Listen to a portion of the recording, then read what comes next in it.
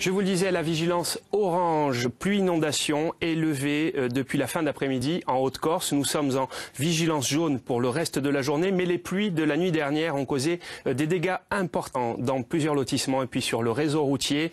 Reportage affolé lié en Castaniche avec Anne-Marie Leccia et Tiffaine Urtiz-Verrea.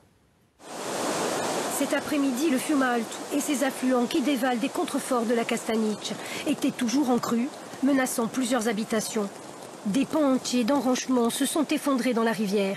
Ces deux frères tiennent une exploitation forestière dans l'intérieur des terres. Ils ont vu une partie de leur stock de bois et du matériel être emportés par les eaux. Dépités, en colère contre les éléments, ils ont été touchés 2 fois en 3 ans. Ils ne savent pas s'ils auront la force de continuer leur activité. En 2015, alors c'était une catastrophe. En 2015, ici, il y avait 2 mètres d'eau, on a tout perdu. Il y a tout qui a filé. On a perdu près de 300 000 € de matériel.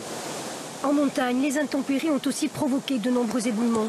Plusieurs routes départementales sont coupées. Face à la force de l'eau, ce pont a cédé, interdisant l'accès à un petit village, Parat, désormais isolé du monde.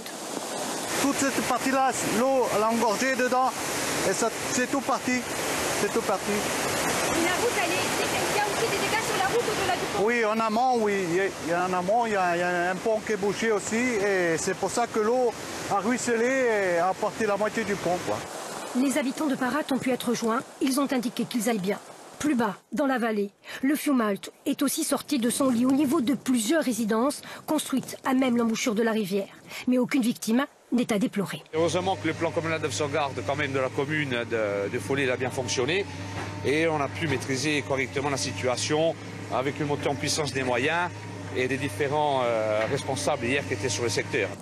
Évacués hier, les habitants revenaient cet après-midi constater les dégâts. Vous vous rendez compte, dès qu'il y a des orages, la vie que l'on a dans ces maisons, on entend, on ne sait plus quoi faire, on va monter, on va mettre qu'est-ce qu'on fait? On met des planches, on ne met pas de planches. À chaque fois, c'est ça, c'est intenable. Dans ces lotissements, les maisons inondées avaient déjà été fortement touchées en 2015. Les propriétaires avaient tout rénové. Plusieurs expropriés refusent de partir malgré le danger. Je suis très inquiète, oui, mais je ne partirai pas quand même. Voilà. Il faut accélérer les choses et puis c'est tout. Qu'on nous dise de partir, on nous donne ce qu'il faut, on s'en va. Alors, ça devient de plus en plus grave. Ces habitants l'ont décidé, ils surveilleront encore la rivière cette nuit.